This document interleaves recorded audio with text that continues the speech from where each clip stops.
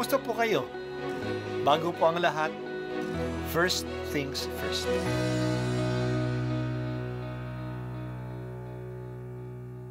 Good morning po. Sinisimulan po natin ngayon ang first things first. At dito po, tinatalakay natin sa unang bahagi ng umaga natin ay ang first readings na binabasa po sa banal na misa.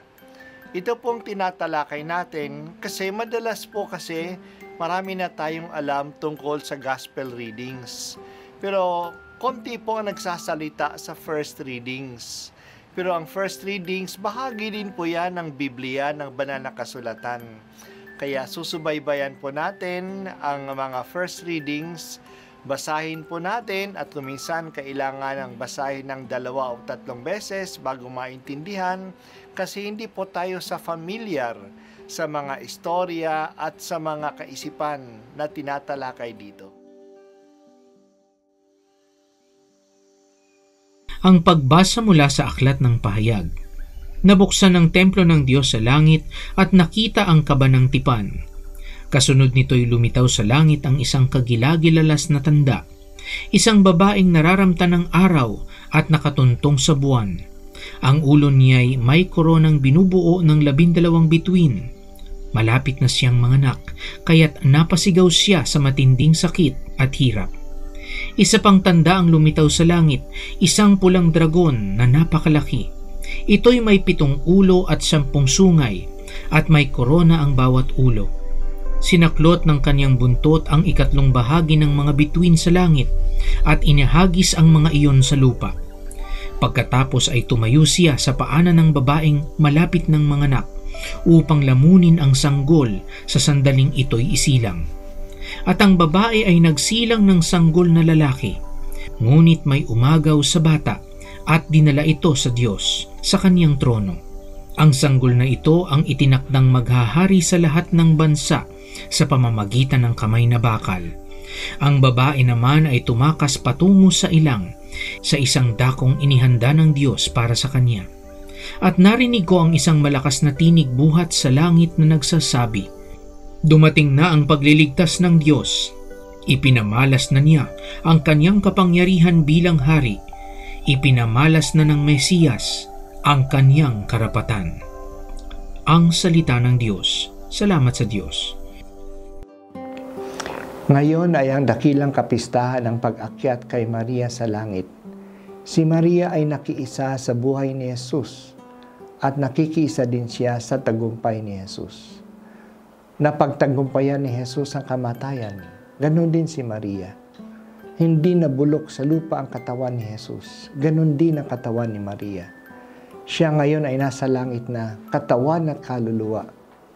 Ang nangyari kay Maria ay mangyayari din sa atin bilang simbahan at sa bawat isa sa atin. Hindi magwawagi ang kamatayan sa atin. Kaya ang kapistahang ito ay nagbibigay sa atin ng pag-asa. Duroon din tayo sa langit. Sinasabi din sa atin na pahalagahan natin ang ating katawan. Ito'y bubuhayin ding muli. Pupunta tayo sa langit na katawan at kaluluwa. Pero bago tayo makapunta roon, daraan muna tayo sa struggle, sa pakikipagtunggali. Pero mananalo tayo. Tutulungan tayo ng mga nasa langit. Nung unang magkasala ang mga tao, nangako ang Diyos na makakaroon ng pakikipagtunggali ang babae at ang ahas, ang kanyang binhi at ang binhi ng ahas.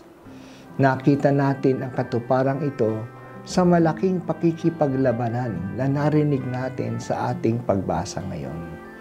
Ito ang pakikipagtunggali ng babae at ng dragon. Ang babae ay may 12 korona na bituin.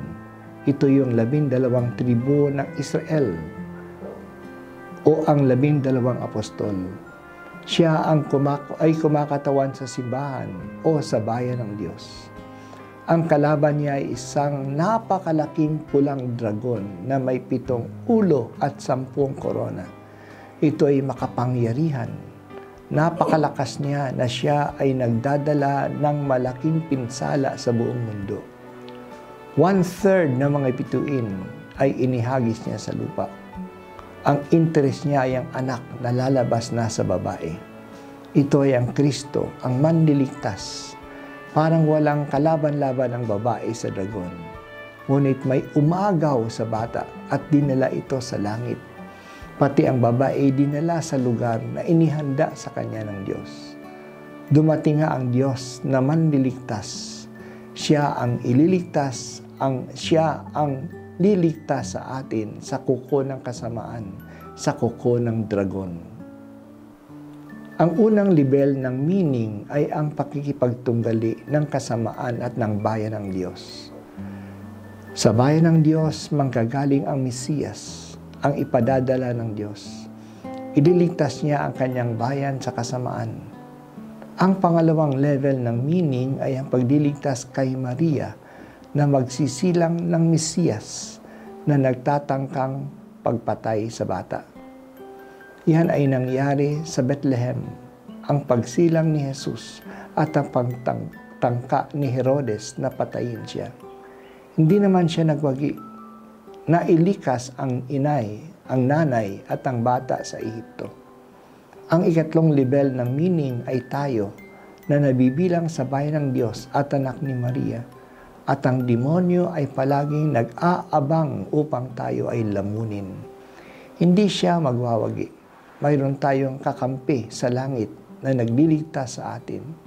Huwag tayong matakot kahit na parang makapangyarihan ang kaaway tulad ng dragon na may 7 ulo, makakatakas tayo. Kakampi natin ang langit. Tinutulungan tayo. Purihin ang Diyos na makapangyarihan. Nandan siya palagi upang iligtas ang inaatake ng kasamaan. Nananalig tayo sa Panginoon.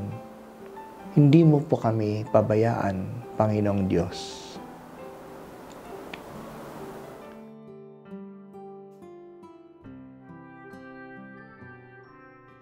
At ako po ay si Bishop Broderick Pabilio dito sa First Things First.